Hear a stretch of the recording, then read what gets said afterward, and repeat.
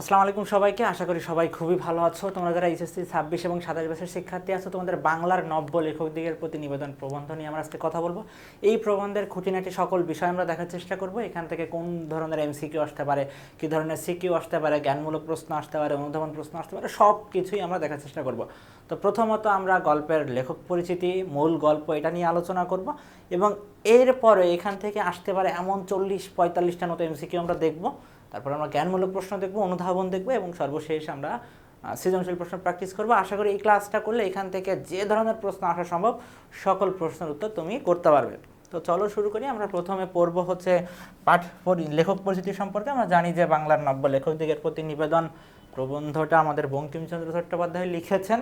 বঙ্কিমচন্দ্র চট্টোপাধ্যায়ের লেখক পরিচিতি থেকে কোনগুলো আমাদের এইচএসসি পরীক্ষায় আসতে পারে এমসিকিউয়ে, সেই তথ্যগুলো আমরা মার্ক করে দিব আর পুরো ডিটেলস আমরা পড়বো। এখন দেখি, বঙ্কিমচন্দ্র চট্টোপাধ্যায় 1838 খ্রিস্টাব্দের 26শে জুন পশ্চিমবঙ্গের 24 পরগনার কাঁঠালপাড়া গ্রামে জন্মগ্রহণ করেন। খুব সচরাচর এইচএসসিতে কবিদের জন্ম মৃত্যু সাল নিয়ে খুব বেশি আসলে প্রশ্ন ওভাবে আসতে দেখা যায় না। বাংলা ভাষায় প্রথম শিল্পসম্মত উপন্যাস রচনার কৃতিত্ব তারই। তার পিতা যাদবচন্দ্র চট্টোপাধ্যায় ছিলেন ডেপুটি কালেক্টর। 1858 খ্রিস্টাব্দে কলকাতা বিশ্ববিদ্যালয়ের অধীনে বিএ পরীক্ষায় উত্তীর্ণ প্রথম স্নাতকদের মধ্যে তিনি একজন। পেশাগত জীবনে তিনি ছিলেন ম্যাজিস্ট্রেট। চাকরি সূত্রে খুলনার ম্যাজিস্ট্রেট হিসেবে যোগদান করেন। তিনি নীলকরদের অত্যাচার দমন করেছিলেন।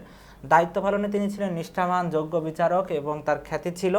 বাংলা সাহিত্য চর্চায় অসাধারণ সাফল্য অর্জন করেছিলেন তিনি। উপন্যাস ও প্রবন্ধ রচনার বাইরে বঙ্গদর্শন পত্রিকা সম্পাদনা করেন। কোন পত্রিকা সম্পাদনা করেন? বঙ্গদর্শন পত্রিকা। কোন পত্রিকা? বঙ্গদর্শন। এটা এমসিকিউর জন্য গুরুত্বপূর্ণ। বঙ্গদর্শন পত্রিকা কত খ্রিস্টাব্দে? 1872। দুইটা তথ্য এখানে খুবই গুরুত্বপূর্ণ তথ্য, খুবই গুরুত্বপূর্ণ তথ্য। কোন পত্রিকা সম্পাদনা করেন? বঙ্গদর্শন। কোন পত্রিকা? বঙ্গদর্শন। কত খ্রিস্টাব্দে? 1872 খ্রিস্টাব্দে। পরের অংশে যাই আমরা। 1852 খ্রিস্টাব্দে তিনি কি করেন? সংবাদ প্রভাকর পত্রিকায় কবিতা প্রকাশের মাধ্যমে তার সাহিত্য চর্চা শুরু হয়। তাহলে তার সাহিত্য চর্চা শুরু হয় কত খ্রিস্টাব্দে? 1852। কিভাবে? সংবাদ প্রভাকর পত্রিকায় কবিতা প্রকাশের মাধ্যমে। বঙ্কিমচন্দ্রের গ্রন্থ সংখ্যা কয়টি? গ্রন্থ সংখ্যা হচ্ছে 34টি। তার রচিত প্রথম উপন্যাস দুর্গেশ নন্দিনী। এটা ইম্পর্টেন্ট, জ্ঞানমূলক প্লাস এমসিকিউ দুইটার জন্য গুরুত্বপূর্ণ। তার প্রথম উপন্যাস কোনটি? প্রথম উপন্যাস দুর্গেশ নন্দিনী। তাহলে তার প্রথম উপন্যাস দুর্গেশ নন্দিনী। তার অন্যান্য উল্লেখযোগ্য উপন্যাসের মধ্যে আছে কপালকুণ্ডলা। এই কপালকুণ্ডলাকে বলা হয় বাংলা সাহিত্যের প্রথম রোমান্টিক উপন্যাস। বাংলা সাহিত্যের প্রথম রোমান্টিক উপন্যাস। মৃণালিনী, বিষবৃক্ষ, কৃষ্ণকান্তের উইল, চন্দ্রশেখর, আনন্দমঠ, দেবী চৌধুরানী, রাজসিংহ, সীতারাম। আমরা উল্লেখযোগ্য উপন্যাসগুলোর নাম মনে রাখবো, কারণ এখান থেকে আমাদের এমসিকিউ আসতে পারে, বিশেষ করে বহুপদী এমসিকিউ এখান থেকে আসতে পারে। রাজমোহনস ওয়াইফ নামে একটি ইংরেজি উপন্যাসও তিনি রচনা করেছেন। এটাও গুরুত্বপূর্ণ। কি নামে? রাজমোহনস ওয়াইফ নামে। এছাড়াও লোক রহস্য, বিজ্ঞান রহস্য, কমলাকান্তের দপ্তর, সাম্য, কৃষ্ণচরিত্র, বিবিধ প্রবন্ধ তার উল্লেখযোগ্য গদ্যগ্রন্থ। তাহলে কমলাকান্তের দপ্তর, সাম্য, লোকরহস্য এগুলো কি তার গদ্যগ্রন্থ। বাংলা সাহিত্যে অসামান্য অবদানের জন্য তাকে কোন উপাধিতে ভূষিত করা হয়? সাহিত্য সম্রাট। তাকে কি বলা হয়? তাকে বলা হয় সাহিত্য সম্রাট। তিনি মারা যান 1894 খ্রিস্টাব্দের 8 এপ্রিল। এই অংশের মধ্যে যে বিষয়গুলো খুবই গুরুত্বপূর্ণ, যে সংবাদ প্রভাকর পত্রিকায় কবিতা প্রকাশের মধ্য দিয়ে তার সাহিত্য জীবনে শুরু হয়। তার গ্রন্থ সংখ্যা 34টি। তার প্রথম উপন্যাস দুর্গেশ নন্দিনী। রাজমোহন সাহিব নামে তার একটি ইংরেজি উপন্যাস আছে, তাকে তার উপাধি ছিল সাহিত্য সম্রাট। এর বাইরে তার লেখা যে বিভিন্ন উপন্যাস, এগুলো আমাদেরকে জানতে হবে। এখন আমরা মূল গল্পে চলে যাব, বা মূল প্রবন্ধ বলতে পারি। মূল প্রবন্ধে আসলে কি আলোচনা আছে। তো প্রবন্ধ শুরুর আগে বলি, নাম শুনে আমরা বুঝতে পারতেছি নামে কি বলছে? বাংলার নব্য লেখকদিগের প্রতি নিবেদন, অর্থাৎ নতুন যে লেখক আছে তাদের প্রতি নিবেদন করছে। কে নিবেদন করছে? বঙ্কিমচন্দ্র চট্টোপাধ্যায়। এখন তিনি কি নিবেদন করছে আসলে এই নতুন লেখকদের প্রতি, সে বিষয়টা আমরা এখন দেখব। আসলেই না তার অনুরোধটা কি ছিল বা নিবেদনটা কি ছিল। দেখো, প্রথম তিনি বলেছেন যশের জন্য লিখিবেন না। যশ শব্দের অর্থ কি? যশ শব্দের অর্থ হচ্ছে খ্যাতি। তাহলে কি বলেছেন উনি? খ্যাতির জন্য লিখিবেন না। দেখো, তুমি কোনো একটা কাজ শুরু করলা, মনে করো তুমি অনলাইনে কোনো কিছু শুরু করলাম, তাহলে তখন প্রথমেই যদি তোমার ইচ্ছা থাকে বা তুমি অফলাইনে কোনো একটা কাজ শুরু করলা, তোমার প্রথম ইচ্ছা যদি থাকে খ্যাতি অর্জন করা, তাহলে দেখবা যে ওই কাজটা খুব ভালো হচ্ছে না। আলটিমেটলি তোমাকে কী করতে হবে, প্রথমেই তোমার ফুল ফোকাস থাকতে হবে কাজের উপর। কাজটা ভালো হইলে কিন্তু তোমার খ্যাতি আস্তে আস্তে এমনিই বাড়বে। বাট তোমার ইন্টেনশন প্রথম থেকে যদি শুধু খ্যাতি অর্জন থাকে, তাহলে দেখবা যে ওই কাজটা ভালো হচ্ছে না। তুমি যদি নতুন রাইটার হয়ে থাকো, নতুন লেখা শুরু করো, তোমার প্রথম টার্গেটই হওয়া উচিত কি লেখার মান ভালো করা। কোনোভাবেই শুধু খ্যাতি অর্জন করবো, খ্যাতি আসবে এই চিন্তাভাবনা মনে স্থান দিলে কি হবে না, তোমার লেখা কিন্তু আসলে সুন্দর হবে না। তো বঙ্কিমচন্দ্র প্রথম পরামর্শে বলেছেন যে যশের জন্য লিখিবেন না। যশের জন্য লিখলে কি হবে, যশও হইবে না, লেখাও ভালো হইবে না। আর লেখা ভালো হইলে কি যশ আপনি আসবে। তাহলে কি হলো, আমাদের কোনোভাবেই টার্গেট থাকবে না যে খ্যাতির জন্য লেখা, কারণ খ্যাতির জন্য লিখতে গেলে আমাদের খ্যাতি তো আসবেও না, লেখাও ভালো হবে না। আর আমরা যশের দিকে না নজর দিয়ে, যদি খ্যাতির দিকে না নজর দিয়ে যদি লেখার দিকে নজর দিই, তাহলে যশ বা খ্যাতি কিন্তু অটোমেটিক্যালি আসবে। টাকার জন্য লিখিবেন না, অর্থাৎ টাকার জন্য লেখা বলতে দেখো আমি তোমাকে বলি, তোমার মনে করো আমি তোমাকে 1000 টাকা দিলাম যে তুমি আমার গুণকীর্তন লিখো। এখন তুমি আমার কাছ থেকে টাকা নিছো মানে কি, তুমি আমার গুণকীর্তনই করবা। বিভিন্ন সাহিত্যে আমরা দেখতে পাই যে বিভিন্ন প্রভাবশালী ব্যক্তিদের সম্পর্কে কিন্তু নানা সাহিত্য আছে। তো এই সাহিত্যগুলো যদি আমরা দেখি, এই সাহিত্যগুলো কেন লেখা হয়েছিল, ওই ব্যক্তিদেরকে তোষামোদ করা বা তাদের থেকে অর্থ নেওয়ার জন্য। এভাবে কিন্তু মধ্যযুগের অনেক সাহিত্য আছে এভাবে। তো আমরা যদি টাকার জন্য লিখতে যাই, আমাদের দেশের মানুষের এখন কি অবস্থা, তারা এমনি খাইতে পারে না। তো তারা তো আর অর্থের জন্য বা টাকার জন্য তারা লেখাপড়া বা তোমাকে দিয়ে লেখাবে, সেই লেখা আড্ডা অর্জন করবে, এমন মনোভাব কিন্তু আমাদের মধ্যে এখনো তৈরি হয় নাই। তাহলে কি করা যাবে না, টাকার জন্য লিখবেন না। ইউরোপে এখন অনেক লোক টাকার জন্য লেখে, টাকাও পায়, লেখাও ভালো হয়, কিন্তু আমাদের এখনো সেই দিন হয় নাই। কারণ কি, আমরা এখনো অতটা রুচিশীল আসলে হয়ে পারি নাই। কারণ আমাদের লেখাপড়ার যে মূল বিষয় হচ্ছে আমাদের তো পেটে খাবার নাই। আমরা এখন সাহিত্য চর্চা কোথায় যাব, কারণ সাহিত্য চর্চা তো আমাদের একটা এন্টারটেইনমেন্টের অংশ। তো আগে না আমাদের চিত্ত বিনোদন তো পরে, আগে না আমাদের খাদ্য বস্ত্রের বাসস্থানের চাহিদা মেটাতে হবে, তারপর না চিত্র বিনোদনের আমরা যাব। তো যেটা ইউরোপে সম্ভব হচ্ছে সেটা আসলে আমাদের দেশে এখনই সম্ভবপর না। এখন অর্থের উদ্দেশ্যে লিখতে গেলে লোকরঞ্জন প্রবৃত্তি প্রবল হয়ে পড়ে। লোকরঞ্জন প্রবৃত্তি মানে কি, অর্থের উদ্দেশ্যে লিখবে মানে কি, তাকে মনোরঞ্জন করতে হবে। মানুষের মনোরঞ্জন কি তোমাকে করতে হবে, অর্থাৎ লেখার মান যা হয় হোক এটা কোনো ফ্যাক্ট না, মানুষের মনোরঞ্জন করতে পারাটাই হচ্ছে তোমার জন্য আসল বিষয়। এখন আমাদিকে দেশের সাধারণ পাঠকের রুচি ও শিক্ষা বিবেচনা করিয়া লোকরঞ্জন করতে গেলে রচনা বিকৃত অনিষ্টকর হয়ে পড়ে। বর্তমান সমাজ ব্যবস্থায় তুমি এটা দেখতে পারবা, অর্থাৎ তোমার কোন জিনিসটা পছন্দ করতেছে, মানহীন যে জিনিসগুলো তুমি করতেছো এই জিনিসগুলো কিন্তু অনেক মানুষ পছন্দ করতেছে। বাট এটা তো একজন যোগ্য লেখকের কাজ হইতে পারে না। যোগ্য লেখকের কাজ হওয়া কি, রুচিশীল কোনো কিছু লেখা। কিন্তু এই রুচিশীল জিনিস লিখতে গেলে কি, আবার তুমি টাকা দিয়ে পারবা না, বা টাকা দিয়ে এটা হবে না। যদি মনে বুঝিতে পারেন যে লিখিয়া দেশের বা মনুষ্য জাতির কিছু মঙ্গল সাধন করিতে পারেন অথবা সৌন্দর্য সৃষ্টি করতে পারেন, তবে অবশ্যই লিখিবেন। লেখার জন্য, অবশ্যই লেখার জন্য তিনি দুইটা ক্রাইটেরিয়ার কথা বলেছে। প্রথমে তিনি বলেছেন যদি লিখিয়া মনে হয় কি দেশের বা মনুষ্য জাতির কিছু কি করা সম্ভব, মঙ্গল সাধন। কি সাধন, মঙ্গল সাধন। দেশের বা মনুষ্য জাতির মঙ্গল সাধন যদি করতে পারেন, বা কি মনে হয় যদি সৌন্দর্য সৃষ্টি করতে পারেন, তবে অবশ্যই লিখিবেন। তাহলে এখান থেকে কিন্তু বহুপদী এমসিকিউ আসতে পারে বা ডিরেক্ট জ্ঞানমূলক এমসিকিউ হতে পারে, যেখানে যে কোনো একটা অপশানে থাকবে। তাহলে অবশ্যই লিখবো কখন, যখন আমরা মনে হবে যে মনুষ্য জাতির কল্যাণ হচ্ছে আমাদের লেখা দ্বারা, বা লেখার বা সাহিত্যকর্মের আসল যে উদ্দেশ্য সৌন্দর্য সৃষ্টি সেটা হচ্ছে, তখন আমরা অবশ্যই লিখব। যাহারা অন্য উদ্দেশ্য লিখেন তাহাদেরকে যাত্রাওয়ালা প্রভৃতি নিজ ব্যবসায়ীদের সঙ্গে গণ্য করা যাইতে পারে। যাত্রাওয়ালাদের কাজ কি, দর্শক যেটা দেখবে ওকে সেটাই করতে হবে। দর্শকের মনোরঞ্জন করার জন্য যা তা নিচু কাজও করতে রাজি আছে। কারণ কি, ওর কাজ তো দর্শক ভেদে, দর্শক যত ওকে পছন্দ করবে ততই তো ওর ব্যবসা ভালোভাবে চলবে। তো লেখকের ক্ষেত্রে যদি সে যদি নিজের লেখার মানের কথা বাদ দিয়ে শুধু তার দর্শকদের মনোরঞ্জন করার জন্য চিন্তা ভাবনা করে, তাহলে আসলে লেখা বা সাহিত্যকর্মের ক্ষেত্রে যে সৌন্দর্য সৃষ্টি বা মঙ্গল সাধন মানুষের, এই জিনিসগুলো হবে না। যাহা অসত্য, ধর্মবিরুদ্ধ, পরনিন্দা বা পরপীড়ন বা স্বার্থ সাধন যাহার উদ্দেশ্য, সে সকল প্রবন্ধ কখনো হিতকর হতে পারে না। একটা অনুধাবনের জন্য কিন্তু অনেক গুরুত্বপূর্ণ। কোন সকল প্রবন্ধ হিতকর হতে পারে না, কোনগুলো, যে সকল প্রবন্ধ কি অসত্য কথা বলবে, ধর্ম বিরুদ্ধ কথা বলবে, পরনিন্দা বা পরপীড়ন বা স্বার্থ সাধন যাহার উদ্দেশ্য। স্বার্থ সাধন কি, তুমি একটা কোনো একটা ব্যক্তির স্বার্থ সাধনের জন্য দেখা যাচ্ছে তুমি 8-10 জনকে তোমার লেখায় খারাপ করে দিলা, বা কোনো একটা খারাপ মতবাদকে তুমি ভালোভাবে এস্টাবলিশ করার চেষ্টা করলা, এগুলোই কি স্বার্থ সাধন। তাহলে এ ধরনের প্রবন্ধ কি কখনোই হিতকর হইতে পারে না, তাহা একেবারে পরিহার্য। এটা কিন্তু অনুধাবনের জন্য খুবই গুরুত্বপূর্ণ একটা অংশ, যে অনুধাবনে এভাবে থাকতে পারে যে তাহা একেবারে পরিহার্য বলতে লেখক কি বুঝিয়েছেন ব্যাখ্যা করো। তাহা একেবারে পরিহার্য বলতে আসলে তিনি কি বুঝাইছেন, যে সকল সাহিত্য অসৎ সত্য, ধর্মবিরুদ্ধ, পরনিন্দা বা স্বার্থসাধন যে সকল সাহিত্যের উদ্দেশ্য, সেই সকল প্রবন্ধ কখনোই হিতকর বা কল্যাণকর হতে পারে না। সুতরাং এই সকল সাহিত্য কি পরিহার্য। সত্যই ধর্ম, সত্য ও ধর্মই কি সাহিত্যের উদ্দেশ্য। তাহলে সাহিত্যের উদ্দেশ্য কি?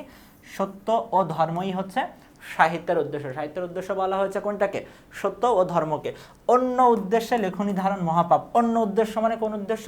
সত্য ও ধর্মের বিরুদ্ধ যে উদ্দেশ্য, সেই উদ্দেশ্যকেই বলা হয়েছে অন্য উদ্দেশ্যে লেখনী ধারণ মহাপাপ।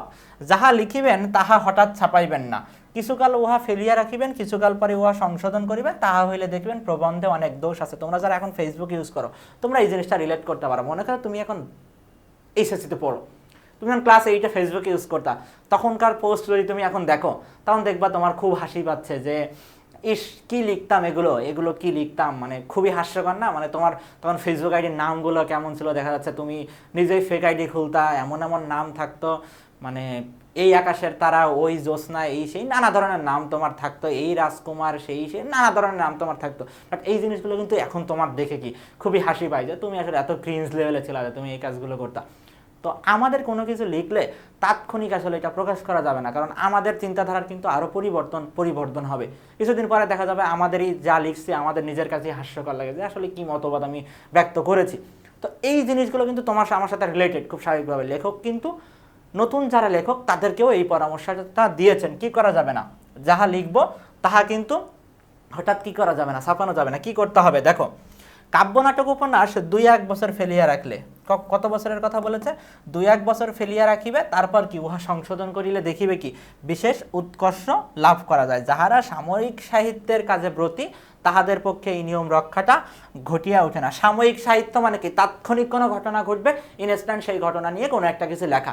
এখন তুমি যদি সাময়িক সাহিত্য নিয়ে লিখতে যাও আর তুমি যদি চেষ্টা করো যে ওই লেখাটা 1-2 বছর পরে দিবা, তাহলে তো এটা হবে না। যেমন বাংলাদেশে যদি তুমি বলি যে কোনো সময় একটা ঘটনা খুবই ট্রেন্ডিং টপিক থাকে, তো ট্রেন্ডিং বিষয়গুলো নিয়ে তুমি যদি লিখতে যাও, তাতে সাময়িক সাহিত্য লিখতে যাও, তো তোমাকে অবশ্যই কি তাৎক্ষণিক মতবাদ ব্যক্ত করতে হবে, কেননা ওই ঘটনার পরে দেখা যাচ্ছে আরও অনেক ঘটনা চলে আসতেছে। তো সাময়িক সাহিত্যের ক্ষেত্রে এই সাহিত্য 2-1 বছর ফেলিয়া রাখবো, এই নিয়মটা আসলে রক্ষিত করা সম্ভব হয় না। এজন্য সাময়িক সাহিত্য লেখকের পক্ষে অবনতিকর। কেন অবনতিকর? তাৎক্ষণিক কোনো ঘটনার তাকে একটা ব্যক্ত করতে হয়, কোনো একটা মতামত ব্যক্ত করতে হয়, কিন্তু দেখা যায় যে পরবর্তীতে দেখা যায় তার মতবাদ কোনো কারণে ভিন্ন রকম হয়ে যাচ্ছে। তো এটাই কিন্তু হয়ে যায় অনেক সময়। যে বিষয়ে যাহার অধিকার নেই সে বিষয়ে তাহার হস্তক্ষেপ অকর্তব্য, এটি সোজা কথা, কিন্তু সাময়িক সাহিত্যে এই নিয়মটি রক্ষিত হয় না। সাময়িক সাহিত্যে রক্ষিত হয় না কেন? সাময়িক সাহিত্যের কাজই তো ইনস্ট্যান্ট যখন কোনো ঘটনা ঘটবে সেই সম্পর্কে লেখা। এখন তুমি এমন একটা বিষয় নিয়ে লিখলা যে বিষয়ে তোমার কোনো আইডিয়াও নাই, তোমার কাজও না, সেটা তুমি লিখলা। তুমি মনে করো পদার্থবিজ্ঞান নিয়ে গবেষণা করতেছো, তুমি সমাজবিজ্ঞান নিয়ে লিখলা বা তুমি ইতিহাস নিয়ে লিখলা, তাহলে তো এই লেখাটা আসলে হবে না। তোমার যে ক্ষেত্র আছে তোমাকে সেই বিষয় নিয়ে লিখতে হবে, তোমাকে সব কিছু নিয়ে আসলে মতামত দেওয়ার প্রয়োজন নেই। বিদ্যা প্রকাশের চেষ্টা করিবেন না, বিদ্যা থাকিলে তাহা আপনি প্রকাশ পায়, চেষ্টা করিতে হয় না। আমাদের চারপাশে অনেক ব্যক্তি আছে এমন, তারা নিজেকে আসলে খুব চেষ্টা করে যে নিজেকে কিভাবে মহাজ্ঞানী প্রমাণ করা যায়, তারা প্রচুর চেষ্টা চালিয়ে যায় যে নিজেকে প্রমাণ করার জন্য যে তারা অনেক জ্ঞানী। বাট আসলে বিদ্যা থাকলে অটোমেটিক্যালি তার কাজের মধ্য দিয়ে প্রকাশিত হয়, বিদ্যা প্রকাশের চেষ্টা করতে হয় না। বিদ্যা প্রকাশের চেষ্টা পাঠকের নিকট অতিশয় বিরক্তিকর এবং রচনার পারিভার্যের বিশেষ হানিজনক। কেন বিরক্তিকর? লেখক বিদ্যা প্রকাশের চেষ্টা করেন কিভাবে? অনেক কঠিন কঠিন শব্দ ব্যবহার করেন, সে এমন এমন শব্দ ব্যবহার করেন যা দেখা যাচ্ছে যে পাঠককুল কখনো শুনেও নাই, উনি কোথাও থেকে দেখছে, উনি নিজেকে অনেক জ্ঞানী জাহির করার কারণে ওই কঠিন কঠিন শব্দগুলো ব্যবহার করতেছেন। এখনকার প্রবন্ধে কি হয়? ইংরেজি, সংস্কৃত, ফরাসি, জার্মান কোটেশন বড় বেশি দেখিতে পায়। যে ভাষা আপনি জানেন না, পরের গ্রন্থের সাহায্যে সে ভাষা হইতে কদাচ উদ্ধৃত করিবেন। অর্থাৎ কোনো একটা লেখক কি করতেছে, কোনো একটা ফার্সি বা ফরাসি বলো বা তুমি হচ্ছে ইংরেজ বলো বা সংস্কৃত লেখা থেকে একটা লেখা কপি পেস্ট করে দিয়েছে, বাট উনি ওই বিষয় সম্পর্কে ভালোভাবে ডিটেলস জানেন না। তো এইগুলো করলে আসলে কি হয় না, নিজেকে শুধু জ্ঞানী জাহির করার চেষ্টা করা হয়, বাট সাহিত্যের কোনো উন্নতি এখানে আসলে হয় না। অলঙ্কার প্রয়োগ বা রসিকতার জন্য চেষ্টিত হইবেন না। স্থানে স্থানে অলঙ্কার বা ব্যঙ্গের প্রয়োজন হয় বটে, লেখকের ভাণ্ডারে এ সামগ্রী থাকিলে প্রয়োজন মতে আপনি আসিয়া পৌঁছাবে, ভাণ্ডারে না থাকিলে কি মাথা কুটিলেও আসবে না। অর্থাৎ সব বিষয় নিয়ে ব্যঙ্গ বা মানে ইলজিক্যাল মানে কথাবার্তা বলা যাবে না, অর্থাৎ রূপক ব্যবহার করা সব জায়গায় যাবে না। অর্থাৎ তুমি সব জায়গায় চেষ্টা করতেছো রূপক ব্যবহার করতে বা অলঙ্কার ব্যবহার করতে, এই জিনিসগুলো হবে না। যদি তোমার মাথায় থাকে তাহলে অটোমেটিক্যালি চলে আসবে। তোমাকে এই বই থেকে একটু সাহায্য নিয়ে, ওই বই থেকে একটু সাহায্য নিয়ে, সব জায়গায় রূপক ব্যবহার করতে হবে, অলঙ্কার ব্যবহার করতে হবে, উপমা ব্যবহার করতে হবে, এই জিনিসগুলো আসলে করার দরকার নেই। অসময়ে বা শূন্য ভাণ্ডারে অলঙ্কার প্রয়োগের বা রসিকতার মতো কদার্য আর কিছুই নাই। তাহলে সবচেয়ে কদার্য বিষয় কোনটাকে বলা হয়েছে? অসময় বা শূন্য ভাণ্ডারে অলঙ্কার প্রয়োগের চেষ্টা। যে স্থানে অলঙ্কার বা ব্যঙ্গ বড় সুন্দর বলিয়া বোধ হইবে সেই স্থানটি কাটিয়া দিবে, এটি প্রাচীন বিধি। আমি সে কথা বলি না, কিন্তু আমার পরামর্শ এই যে সেই স্থানটি বন্ধুবর্গকে পুনঃ পুনঃ পড়িয়া শোনাইবে। যদি ভালো না হইয়া থাকে তবে 2-4 বার পড়িলে লেখকের নিজেরই আর উহা ভালো লাগিবে না, বন্ধুবর্গের নিকট পড়িতে লজ্জা করিবে, তখনই উহা কাটিয়ে দিবে। দেখো, বিভিন্ন লেখালেখি আমরা নিজেরা করি, দেখবা এমন এমন লেখা আছে তা কিন্তু আমরা আসলে নিজেরা পড়লেই বুঝতে পারি যে আসলে এই লেখাটা খুব একটা স্ট্যান্ডার্ড হয় না, এটা আমাদের বাদ দেওয়া উচিত। তো নতুন লেখকদের প্রতি কিন্তু বঙ্কিমচন্দ্র এই পরামর্শটাও করেছেন যে নিজেরা পড়বা, নিজেরা পড়লে কিন্তু আসলে বুঝতে পারবা যে ওই লেখাটা কতটুকু ঠিক আছে বা তুমি সবার সামনে প্রকাশ করতে পারতেছো কিনা। সকল অলঙ্কারের শ্রেষ্ঠ অলঙ্কার সরলতা। তাহলে সকল অলঙ্কারের শ্রেষ্ঠ অলঙ্কার বলা হয়েছে কোনটাকে? সরলতাকে বলা হয়েছে। যিনি সোজা কথায় আপনার মনের ভাব সহজে পাঠককে বুঝাইতে পারেন তিনিই শ্রেষ্ঠ লেখক। তাহলে শ্রেষ্ঠ লেখক বলা হয়েছে কাকে? এটা কিন্তু জ্ঞানমূলকের জন্য গুরুত্বপূর্ণ। শ্রেষ্ঠ লেখক কাকে বলা হয়েছে? যিনি সহজ কথায় নিজের মনের ভাব পাঠককে বুঝাইতে পারেন। এখন এটাই অবশ্যই হওয়া উচিত, কেননা লেখক এমন একটা কথা লিখেছেন যে আমি বুঝি না, এখন পাঠক তো আমি, এখন আমি যদি না বুঝি তাহলে ওই লেখার তো আসলেই কোনো দরকার নাই, কারণ সে তো আর তার নিজের জন্য লিখে নাই, সে লিখছে তো আমাদের জন্য। তা আমাদেরকে তাকে বুঝতে হবে, আমরা না বুঝলে কি ওই লেখার কোনো মান থাকলো না। কেননা লেখার উদ্দেশ্য কি? পাঠককে বোঝানো। কাহারও অনুকরণ করিও না, অনুকরণের দোষগুলো অনুকৃত হয়, গুণগুলি হয় না। অমুক ইংরেজি লেখক বা সংস্কৃতি বা বাংলা লেখক এরূপ লিখিয়াছেন, আমিও এরূপ লিখিব, এই কথা কদাপি মনে ছেন। এই যে কপি পেস্ট করে আসলে খুব ভালো কিছু করা যায় না, কারণ তুমি যখন কাউকে কপি করবা মানে কি তার ওই চিন্তাধারাগুলো তুমি একটু কালেক্ট করার চেষ্টা করতেছো, তোমার মধ্যে কিন্তু নতুন কোনো চিন্তা ডেভেলপ হচ্ছে না। এভাবে আসলে তুমি খুব বেশি দূর আগাইতে পারবে না সাহিত্যের ক্ষেত্রে। যে কথার প্রমাণ দিতে পারিবে না তাহা লিখিও না। প্রমাণগুলো সংযুক্ত করা সকল সময় প্রয়োজন হয় না, কিন্তু হাতে থাকা চাই। দেখো, তুমি এমন একটা মন্তব্য করে দিলা যার আসলে কোনো প্রমাণ তোমার কাছে নাই, এখন এমন কথা কিন্তু বলা যাবে না কোনোভাবে। সবসময় প্রমাণগুলো দেখানোর প্রয়োজন পড়ে না বটে, বাট কি প্রমাণগুলো তো হাতে থাকা দরকার। তুমি এমন একটা মন্তব্য করছো যে কথার প্রমাণ তুমি কখনো দিতে পারবে না, কেউ চাইলো, বাট এমন কি করা যাবে না, এমন কথা লেখা যাবে না। বাংলা সাহিত্য বাংলার ভরসা, এই নিয়মগুলো বাংলার লেখকদের দ্বারা রক্ষিত হলে বাংলা সাহিত্যের উন্নতি বেগে হতে থাকবে। এই পরামর্শ মানে কোন পরামর্শ? এতক্ষণ আমরা যে পরামর্শগুলো দেখেছি এই পরামর্শগুলোই যদি মানা হয় তাহলে কি হবে? বাংলা সাহিত্যের উন্নতি হবে, নতুবা বাংলা সাহিত্যের উন্নতি হবে না। পুরো গল্পটা বা প্রবন্ধটা খুবই সহজ, মাত্র 12-13টা করে পয়েন্ট দেওয়া আছে এখানে, সবগুলো পয়েন্ট আশা করি সবাই বুঝতে পেরেছে, খুবই সহজ জিনিস। এখন আমরা কি করব? আমরা এখান থেকে গুরুত্বপূর্ণ জ্ঞানমূলক দেখব, এমসিকিউ দেখব, অনুধাবন দেখব, সিকিউ গ ঘ দেখব। এখন চলো আমরা এমসিকিউ দিয়ে শুরু করি। বাংলার নব্য লেখকদিগের প্রতি নিবেদন, এই প্রবন্ধ থেকে যে ধরনের এমসিকিউগুলো আসতে পারে আমরা সেই এমসিকিউগুলো এখন প্র্যাকটিস করব। আশা করি এই এমসিকিউগুলো দেখলে বাংলার নব্য লেখকদিগের প্রতি নিবেদন থেকে পরীক্ষায় যে এমসিকিউ আসুক না কেন তুমি খুব সহজেই উত্তর করতে পারবে। শুরু করি আমরা। প্রথম প্রশ্ন, বঙ্কিমচন্দ্র চট্টোপাধ্যায় কর্তৃক প্রকাশিত পত্রিকার নাম কি? একদম প্রথমেই আমরা দেখেছিলাম বঙ্কিমচন্দ্র চট্টোপাধ্যায় কর্তৃক প্রকাশিত পত্রিকার নাম কি ছিল? সংবাদপ্রভা, সংবাদ প্রভাকর, বঙ্গদর্শন, দিগদর্শন, সমাচার দর্পণ। কি ছিল? বঙ্গদর্শন। কোন পত্রিকা ছিল? বঙ্গদর্শন পত্রিকা বঙ্কিমচন্দ্র চট্টোপাধ্যায় কর্তৃক প্রকাশিত। বঙ্গদর্শন পত্রিকা প্রথম প্রকাশিত হয় কত খ্রিস্টাব্দে? 1870, 1872, 1871, 1873। কত খ্রিস্টাব্দে? 1872 খ্রিস্টাব্দে। বঙ্কিমচন্দ্র চট্টোপাধ্যায় রচিত প্রথম উপন্যাস কোনটি? কপালকুণ্ডলা, মৃণালিনী, কৃষ্ণকান্তের উইল, দুর্গেশ নন্দিনী। প্রথম উপন্যাস কোনটা? দুর্গেশ নন্দিনী। এটা কিন্তু আমরা আলোচনার মধ্যেই দেখলাম লেখক পরিচিতিতে। বঙ্কিমচন্দ্র চট্টোপাধ্যায় রচিত ইংরেজি উপন্যাসটির নাম কি ছিল? ইংরেজি উপন্যাসটির নাম কি ছিল? রাজমোহন সাহিব, Sultana's dream, civilization, conquest of happiness. কি ছিল? কি ছিল? রাজমোহন সাহিব। কি ছিল? রাজমোহন সাহিব। কমলাকান্তের দপ্তর বঙ্কিমচন্দ্রের কি ধরনের গ্রন্থ? লেখার সময় কিন্তু একটু আগে পড়ার সময় কিন্তু আমরা কমলাকান্তের দপ্তর বারবার বলেছি, ওটা কিন্তু মার্কও করে দিয়েছিলাম। কি এটা কি উপন্যাস, গল্প, পদ্য নাকি গদ্য গ্রন্থ? এটা কি ছিল? এটা একটা গদ্য গ্রন্থ। বাংলা কথা সাহিত্যে অসামান্য অবদানের জন্য বঙ্কিমচন্দ্র চট্টোপাধ্যায় কোন উপাধিতে খ্যাত হন? কোন উপাধিতে? সাহিত্য সম্রাট, সাহিত্য শেখর, সাহিত্যাচার্য, সাহিত্যরত্ন। কি? সাহিত্য সম্রাট। কোন উপাধিতে খ্যাত হন? সাহিত্য সম্রাট উপাধিতে খ্যাত হন। বাংলার নব্য লেখকদিগের প্রতি নিবেদন প্রবন্ধে কিসের জন্য লিখতে নিষেধ করেছেন? প্রথমত কি বলেছেন? একদম প্রথম পয়েন্টে দেখো, তিনি বলেছিলেন যে কি বলেছিলেন? যশের জন্য লিখিবেন না। কিসের জন্য লিখিবেন না? যশের জন্য লিখিবেন না। যশ শব্দের অর্থ কি? খ্যাতি। যশ শব্দের অর্থ কি? খ্যাতি। যশ শব্দের অর্থ খ্যাতি। তাহলে কিসের জন্য লিখতে নিষেধ করেছে? যশের জন্য লিখতে নিষেধ করেছে। যশের জন্য লিখলে কি হবে? কি বলেছিলেন? যশের জন্য লিখলে কি? যশও হইবে না, লেখাও ভালো হইবে না। কি হবে না? যশও হইবে না, যশও হইবে না, লেখাও ভালো হইবে না। লেখাও ভালো হইবে না। তাহলে অপশনগুলো দেখি। যশ হবে না, যশ হওয়ার কথা তো বলে নাই। লেখা ভালো হবে এ কথাও বলে নাই। অর্থ হবে এ কথা বলে নাই। কি বলেছিল? যশও হইবে না, লেখা ভালো হবে না। কোন ক্ষেত্রে লেখক যশের অধিকারী হবেন? কখন? যখন কি? যখন দেখা যাবে অটোমেটিক্যালি কি তার লেখা ভালো হলে, কি ভালো হলে? লেখা ভালো হলে তখন কি হবে? যশ অটোমেটিক্যালি আসবে। তাহলে কোন ক্ষেত্রে লেখক যশের অধিকারী হবেন?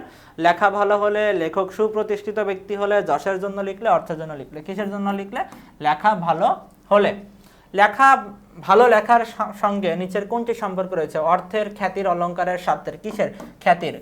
কারণ ভালো লিখলে কি অটোমেটিক্যালি কিন্তু যশ আসবে। কি আসবে? যশ। আর যশ শব্দের অর্থ কি?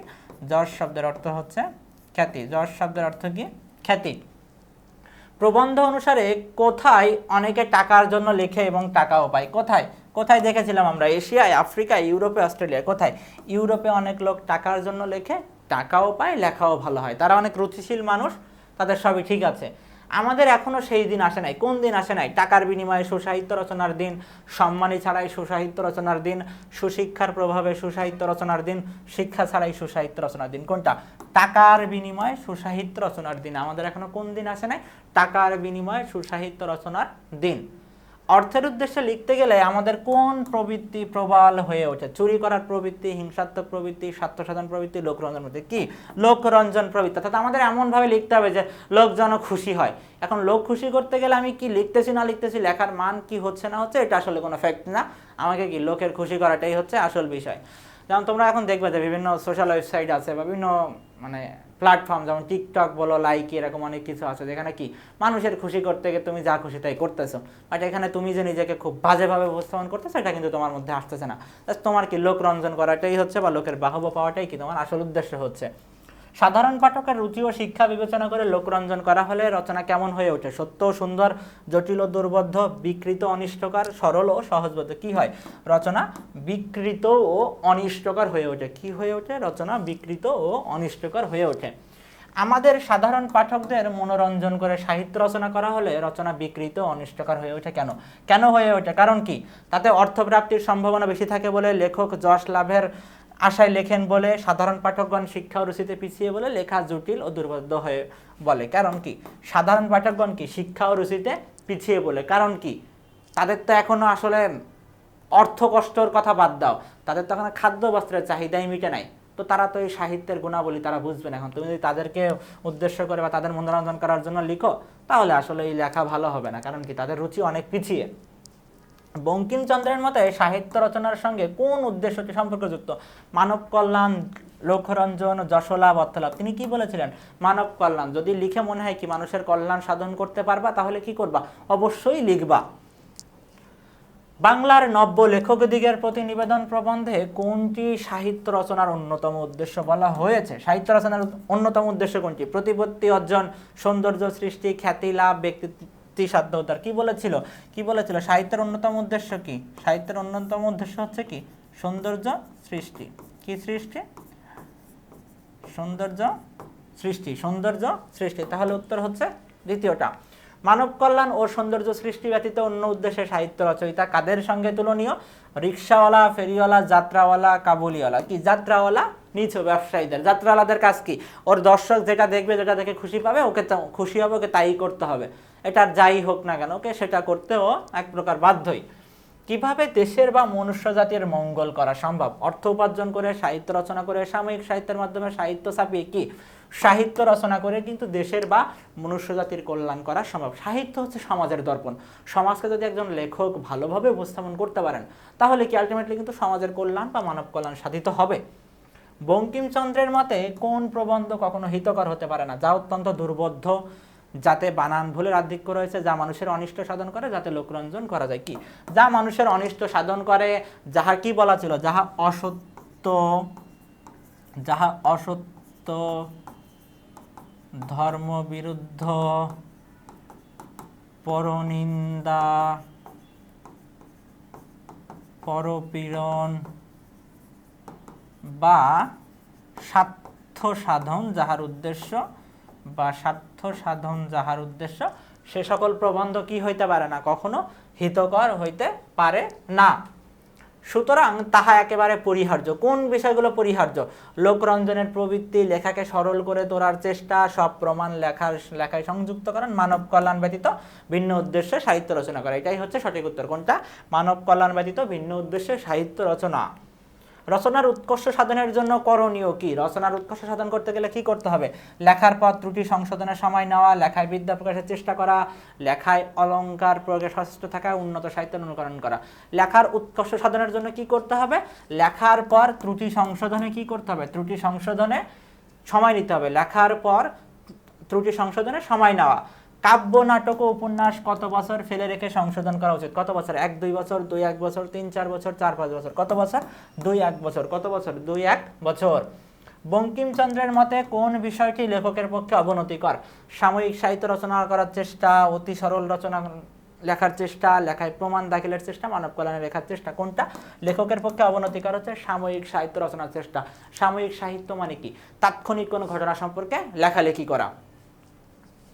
যে বিষয়ে যার অধিকার নেই সে বিষয়ে তাহার হস্তক্ষেপ অকর্তব্য। এই বিষয়টি কোন সাহিত্যে রক্ষিত হয় না? প্রবন্ধ সাহিত্য, সাময়িক সাহিত্য, নাট্য সাহিত্য, কাব্য সাহিত্য। কোন সাহিত্য? সাময়িক সাহিত্য। সাময়িক সাহিত্য মানে কি? তাৎক্ষণিক যে ঘটনাগুলো ঘটতেছে তুমি তার নিয়ে লিখতেছো, তোমার সেখানে কোনো হস্তক্ষেপ থাকুক বা না থাকুক, এটা কি করতে হবে? তোমাকে লিখতে হবে। রচনায় জোরপূর্বক কোনটি প্রকাশের চেষ্টা থেকে বঙ্কিমচন্দ্র বিরত থাকতে বলেছেন? ভাব, প্রাঞ্জলতা, বিদ্যা, সত্য। কোনটা? জোরপূর্বক বিদ্যা প্রকাশের চেষ্টা থেকে তিনি বিরত থাকতে বলেছেন। বিদ্যা প্রকাশের চেষ্টা করিবেন না, কারণ কি? বিদ্যা কি? পাঠকগণ অপমানিত বোধ করেন, রচনার সরলতা নষ্ট হয়, স্বাভাবিকভাবে প্রকাশ পায়, সব পাঠকের রুচি এক নয়। কি? স্বাভাবিকভাবে প্রকাশ পায়। নিজের বিদ্যা জাহির করার জন্য বড় বড় ইংরেজি শব্দ বা অপরিচিত শব্দ ব্যবহার করার কোনো দরকার নেই, কারণ বিদ্যা থাকলে এমনিই প্রকাশ পাবে। এইভাবে নিজেকে জ্ঞানী হিসাবে জাহির করার দরকার নেই। রচনায় লেখকের বিদ্যা প্রকাশের চেষ্টা পাঠকের জন্য কি হয়ে ওঠে? অবমাননাকর, বিরক্তিকর, ভয়ঙ্কর, হানিকর। কি? পাঠকের জন্য অতিশয় বিরক্তিকর। পাঠকের জন্য অতিশয় বিরক্তিকর।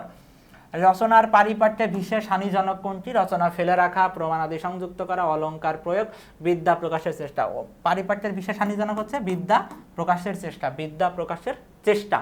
এখনকার প্রবন্ধে কোনটি বড় বেশি দেখিতে পাওয়া যায়? কোনটি? বিদেশি ভাষার উদ্ধৃতি, মাতৃভাষার উদ্ধৃতি, সাধু ভাষার উদ্ধৃতি, চলিত ভাষার উদ্ধৃতি। কোনটা? বিদেশি ভাষার উদ্ধৃতি। এখনকার প্রবন্ধে কোনটা বেশি দেখতে পাওয়া যায়? বিদেশি ভাষার উদ্ধৃতিটা বেশি দেখতে পাওয়া যায়। প্রবন্ধে বিদেশি ভাষার উদ্ধৃতির আধিক্য কোনটি প্রমাণ করে? অনধিকার চর্চা, সাময়িক সাহিত্যে আসক্তি, বিদ্যা প্রকাশের চেষ্টা, অলংকারের অপপ্রয়োগ। এটা কি? বিদ্যা প্রকাশের চেষ্টা। এটা কি প্রকাশ করে? বিদ্যা প্রকাশের চেষ্টা। বঙ্কিমচন্দ্রের মতে কে শ্রেষ্ঠ লেখক? যিনি যশ লাভের আশায় লেখেন না, যিনি অর্থ লাভের আশায় লেখেন না, যার লেখায় মনের ভাব সহজেই ফুটে ওঠে, যার লেখায় বিদ্যা অলংকারের আধিক্য থাকে। কি? যার লেখায় মনের ভাব সহজেই ফুটে ওঠে। অর্থাৎ কি? পাঠক যদি না বুঝতে পারে তাহলে ওই লেখা দিয়ে তো লাভ নেই। একটা লেখার উদ্দেশ্য কি? পাঠক বুঝতে হবে। তো উনি শ্রেষ্ঠ লেখক কি? যার লেখায় আসলে মনের ভাব সহজেই ফুটে ওঠে। সকল অলংকারের শ্রেষ্ঠ অলংকার কোনটি? রীতি, জটিলতা, সরলতা, মাধুর্য। কোনটা? সকল অলংকারের শ্রেষ্ঠ অলংকার বলা হয়েছে সরলতাকে।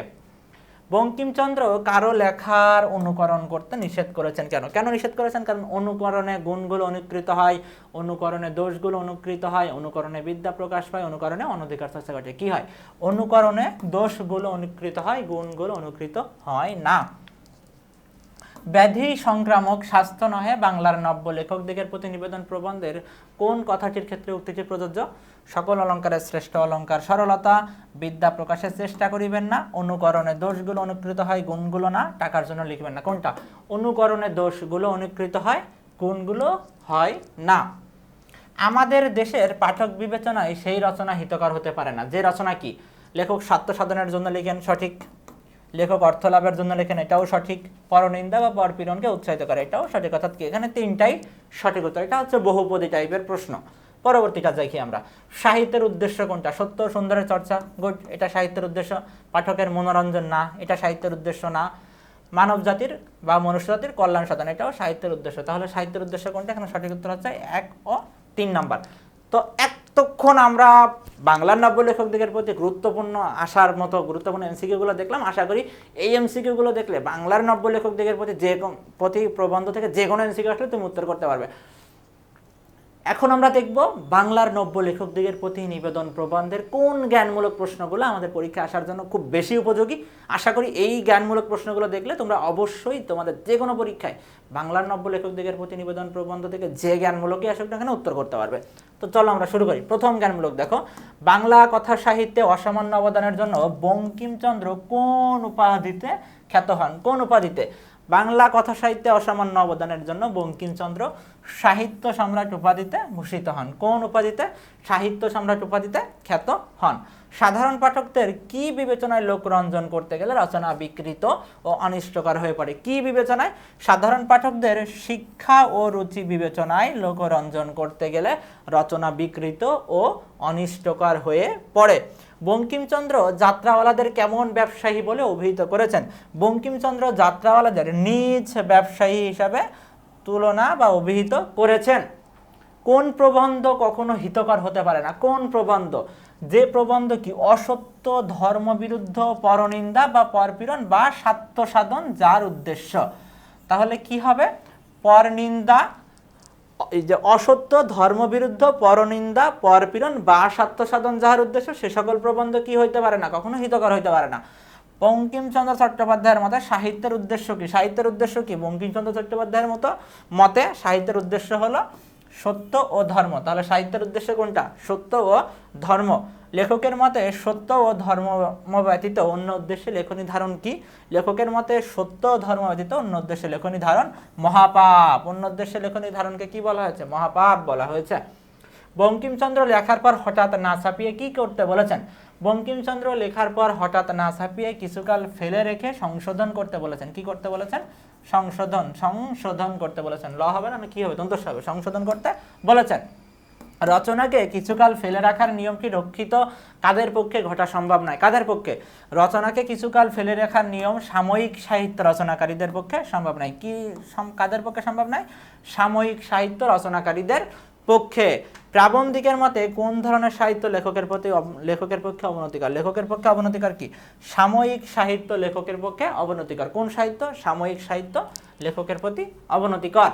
যে বিষয়ে যাহার অধিকার নেই সে বিষয়ে তাহার হস্তক্ষেপ অকর্তব্য। এই নিয়মটি কোন সাহিত্যে রক্ষিত হয় না? কোন সাহিত্যে? যে বিষয়ে যাহার অধিকার নেই সে বিষয়ে তাহার হস্তক্ষেপ অকর্তব্য, এই বিষয়টি সাময়িক সাহিত্যে রক্ষিত হয় না। রচনায় বিদ্যা প্রকাশের চেষ্টা পাঠকের পক্ষে কেমন? রচনায় বিদ্যা প্রকাশের চেষ্টা পাঠকের পক্ষে অতিশয় বিরক্তিকর। কি? অতিশয় বিরক্তিকর। লেখকের ভাণ্ডারে কোন সামগ্রী থাকলে প্রয়োজন মতো আপনি এসে যায়? লেখকের ভাণ্ডারে অলংকার বা ব্যঙ্গ সামগ্রী থাকলে তাহা প্রয়োজন মতো আপনি এসে যায়। বঙ্কিমচন্দ্রের মতে কে শ্রেষ্ঠ লেখক? বঙ্কিমচন্দ্রের মতে যিনি সোজা কথায় নিজের মনের ভাব পাঠককে বোঝাতে পারেন তিনি শ্রেষ্ঠ লেখক। তাহলে শ্রেষ্ঠ লেখককে যিনি সহজ ভাষায় পাঠককে কি করতে পারেন? নিজের মনের ভাষা প্রকাশ করতে পারেন। বঙ্কিমচন্দ্রের মতে লেখার উদ্দেশ্য কি? বঙ্কিমচন্দ্রের মতে লেখার উদ্দেশ্য পাঠককে বোঝানো। অনুকরণে কি অনুকৃত হয়? অনুকরণে দোষগুলো অনুকৃত হয়। অন্যের লেখা থেকে অনুকরণে কি অনুকৃত হয়? অন্যের লেখার অনুকরণে কি? গুণগুলো কি অনুকৃত হয় না? কি হয় না? অন্যের লেখার অনুকরণে গুণগুলো অনুকৃত হয় না। তাহলে কি? অন্যের লেখা যদি তুমি কপি করো তাহলে কি হবে? তুমি তার দোষগুলো নিতে পারবা, বাট কি গুণগুলো তোমার মধ্যে আসবে না। কি সব সময় লেখায় সংযুক্ত করা প্রয়োজন না হলেও হাতে থাকা চাই? কি? প্রমাণ সব সময় লেখায় সংযুক্ত করা প্রয়োজন না হলেও হাতে থাকা চাই। বঙ্কিমচন্দ্র কোনটিকে বাংলার ভরসা বলেছেন? বঙ্কিমচন্দ্র বাংলা সাহিত্যকে বাংলার ভরসা বলেছেন। যশ শব্দের অর্থ কি? যশ শব্দের অর্থ সুনাম। লোকরঞ্জন প্রবৃত্তি কি? লোকরঞ্জন প্রবৃত্তি হলো ব্যক্তি বিশেষ অথবা জনসাধারণকে সন্তুষ্ট করার প্রবণতা। কোটেশন শব্দের অর্থ কি? কোটেশন শব্দটির অর্থ হচ্ছে উদ্ধৃতি।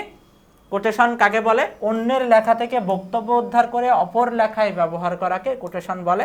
অলংকার শব্দের অর্থ কি? অলংকার শব্দের অর্থ ভূষণ। অলংকার কাকে বলে? ভাষার মাধুর্য উৎকর্ষ বৃদ্ধি করে এমন গুণকে অলংকার বলে। কদাপি শব্দের অর্থ কি? কদাপি শব্দের অর্থ কখনো। আশা করি এই জ্ঞানমূলকগুলো দেখলে বাংলার নব্য লেখকদিগের প্রতি নিবেদন প্রবন্ধ থেকে যত জ্ঞানমূলকই আসুক না কেন তুমি খুব সহজে উত্তর করতে পারবে। এখন আমরা দেখব যে কোন অনুধাবনগুলো দেখলে তুমি বাংলার নব্য লেখক দিগের প্রতি নিবেদন প্রবন্ধ থেকে যে কোনো অনুধাবন খুব সহজে উত্তর করতে পারবে। তো ক্লাসে কিন্তু আমরা কথা বলেছি, প্রত্যেকটা লাইন বাই লাইন ব্যাখ্যা করেছি, সেই ব্যাখ্যা একটু ভালো করে পড়লে তোমরা খুব সহজেই অনুধাবনগুলো উত্তর করতে পারবে। এখন অনুধাবনের কোন অংশগুলো গুরুত্বপূর্ণ আমরা এক একটা করে দেখাই। দেখো, প্রথমত বঙ্কিমচন্দ্র যশের জন্য লিখতে বারণ করেছেন কেন? কারণ কি, যশের জন্য লিখতে গেলে কি লেখাও ভালো হবে না, যশও আসবে না। তুমি যদি লেখার দিকে মনোযোগ দাও তাহলে অটোমেটিক্যালি লেখাও ভালো হবে, যশ বা খ্যাতি অর্জন করতে পারবে। টাকার জন্য লিখিবে না। বঙ্কিমচন্দ্র এই পরামর্শ কেন দিয়েছেন? কারণ কি, আমাদের দেশের পাঠকদের রুচি এখনো অতটা উন্নত হয় নাই যে টাকার জন্য লিখলে তোমার লেখা ভালো হবে। আর টাকার জন্য লিখতে গেলে তোমাকে কি করতে হবে? তোমাকে প্রথমত সেই ব্যক্তি বা তাদের সাহিত্য বা তাদের স্বার্থর উদ্দেশ্য করে কি তোমাকে লিখতে হবে। কিন্তু আমাদের এখনো সেই দিন আসে নাই। কোন দিন আসে নাই? টাকার জন্য লিখেন সাহিত্য লেখায়, সেই দিন আমাদের এখনো আসে নাই। কারণ কি, আমাদের আসলে পাঠকরা এখনো অতটা উন্নত হয়ে পারে নাই। যে সকল প্রবন্ধ কখনো হিতকর হতে পারে না, সে সকল প্রবন্ধ কখনো হিতকর হতে পারে না। কোন সকল? ওই যে সকল প্রবন্ধ কি করতেছে, অসত্য, পরনিন্দা, পরপীড়ন, স্বার্থসাধন, এগুলো লেখালেখি করতেছে, এগুলো কখনো হিতকর হইতে পারে না।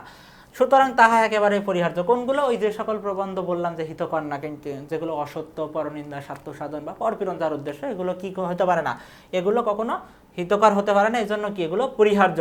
সত্য ও ধর্মই সাহিত্যের উদ্দেশ্য, উক্তিটি বুঝে লিখো। অর্থাৎ কি, যদি তোমার মনে হয় যে তুমি লিখে মানব জাতির কল্যাণ করতে পারবা, তাহলে তুমি অবশ্যই লিখবা। এক্ষেত্রে তোমাকে কি করতে হবে? অবশ্যই সত্য কথাই লিখতে হবে, কারণ সাহিত্যের উদ্দেশ্যই কি সত্য।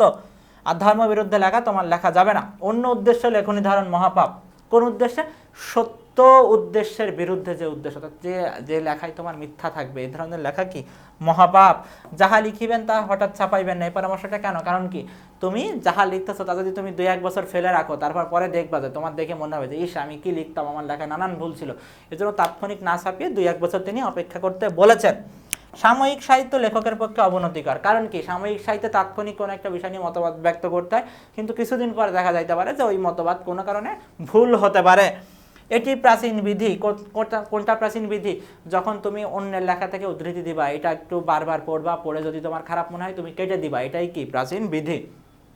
এখন আমরা বাংলার নব্য লেখক দিগের প্রতি নিবেদন প্রবন্ধ থেকে কোন টাইপের সৃজনশীল প্রশ্ন আসতে পারে সেই ধরনের কয়েকটা প্রশ্ন আমরা এখন দেখব। প্রথম যে টপিক থেকে সৃজনশীল আসতে পারে সেটা হচ্ছে সাহিত্যের প্রকৃত উদ্দেশ্য সম্পর্কে সচেতনতা বৃদ্ধি এবং আদর্শ লেখকের গুণাবলী কোনটা, এই টাইপের প্রশ্ন আসতে পারে। কেমন ধরনের প্রশ্ন আমরা একটু উদ্দীপকটা দেখি। দেখো, বর্ষা একজন নবীন লেখিকা, তার তীক্ষ্ণ লেখনী পাঠকদের সমাজে নানা অসঙ্গতি সম্পর্কে সচেতন করে। নিজের অপকর্ম ঢাকার জন্য এক দুর্নীতিবাদ প্রভাবশালী ব্যক্তি বর্ষার জনপ্রিয়তা ব্যবহার করতে চায়। নিজের গুণাগুণ করে জীবনী গ্রন্থ লিখে দেওয়ার জন্য বর্ষাকে মোটা সম্মানী নানাবিধ সুযোগ সুবিধা দেওয়ার আশ্বাস দেয়, কিন্তু বর্ষা নিজের নীতি বিসর্জন দিতে রাজি হয় না। দেখো, তাহলে কি, টাকার কাছে কিন্তু সে মাথা নত করে নাই, সে কিন্তু সমাজের ভালোর জন্য লিখতেছে, আর সে কি করতেছে, তাকে টাকা দিতে চাইলেও কিন্তু সে সেটা নিতে রাজি হয় নাই। তো বর্ষার মনোভাব বাংলার নব্য লেখক দিগের প্রতি নিবেদন প্রবন্ধের কোন দিকটি ফুটে উঠেছে? রচনার যে প্রকৃত উদ্দেশ্য, অর্থাৎ কি সমাজের অসঙ্গতি নিয়ে পাঠকদের মধ্যে এমনভাবে তুলে ধরতে হবে যেন পাঠক বুঝতে পারে, কারণ সাহিত্যের প্রকৃত উদ্দেশ্যই কি, পাঠককে বোঝানো। প্রবন্ধে প্রকাশিত বঙ্কিমচন্দ্র চট্টোপাধ্যায়ের নিবেদন উদ্দীপকের বর্ষার ক্ষেত্রে সার্থক হয়েছে। হ্যাঁ, অবশ্যই সার্থক হয়েছে, কারণ বঙ্কিমচন্দ্র চট্টোপাধ্যায় আদর্শ যে লেখকের গুণাবলী বলেছিলেন, সেখানে কিন্তু আমাদের বর্ষা, উদ্দীপকের যে বর্ষা, সে কিন্তু পারফেক্ট আছে, কারণ সে সমাজের অসঙ্গতি নিয়ে লিখতেছে, পাশাপাশি সে কিন্তু নীতি বিরুদ্ধ লেখা লিখিনি। সে টাকা পাইলেও কিন্তু টাকার জন্য নীতিকে বিসর্জন দেয়নি। পরবর্তী প্রশ্নে যাই আমরা। দেখো, এই প্রশ্নটা কেমন হয়েছে যে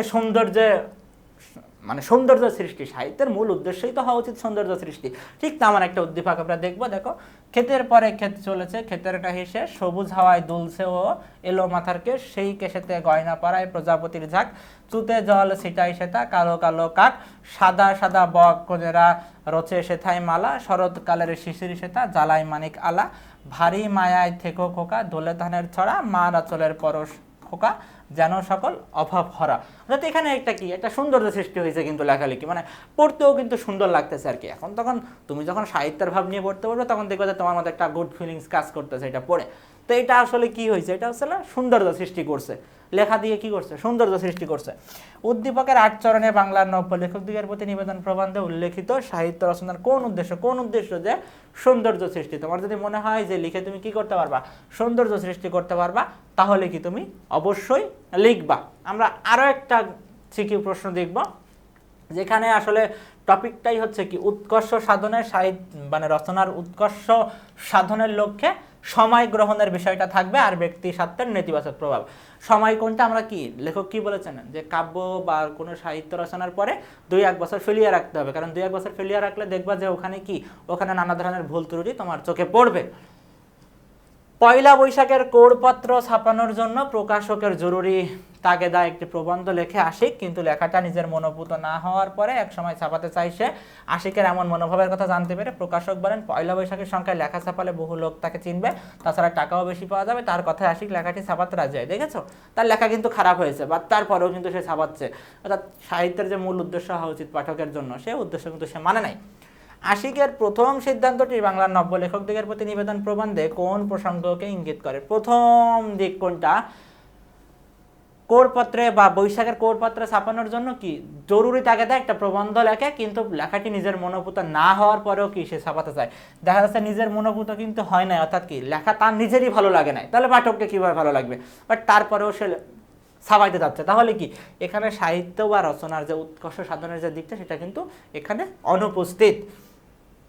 আশিকের চূড়ান্ত সিদ্ধান্ত তার লেখকের বিকাশে, লেখক সত্তা বিকাশে কেমন প্রভাব ফেলবে? এই যে একটা ভালো লেখা যদি না হয় তাহলে কি লেখক সত্তার কিন্তু ব্যক্তি সত্তার একটা নেতিবাচক প্রভাব পড়তেছে, কারণ সে তো ভালো লিখে নাই, সে ভালো লেখা না হওয়ার পরেও সে ছাপাইতে যাচ্ছে। তো এটা আলটিমেটলি কি তার জন্য কিন্তু কোনোভাবেই ভালো হবে না। তো আশা করি এই টাইপের সৃজনশীলগুলো তোমাদের পরীক্ষায় আসবে। আমরা কিন্তু এমসিকিউ প্র্যাকটিস করেছি, জ্ঞানমূলক অনুধাবন দেখেছি, পাশাপাশি সিকিউ এর গ ঘ কি আসতে পারে এটাও আমরা দেখেছি। আশা করি এই ক্লাসটা দেখলে আর এই বিষয়গুলো দেখলে বাংলার নব্য লেখকদের প্রতি নিবেদন থেকে যে কোনো প্রশ্ন তোমরা উত্তর করতে পারবে। জাস্ট ক্লাসটা করো এবং এর পাশাপাশি স্লাইডে যে তথ্যটা আছে এগুলো অবশ্যই ভালো করে মুখস্থ করতে হবে। তো সবাই ভালো থাকবা, পরবর্তী কোনো ক্লাসে আবারও তোমাদের সাথে দেখা হবে। তো আসসালামু আলাইকুম সবাইকে, আবারও দেখা হবে ইনশাআল্লাহ।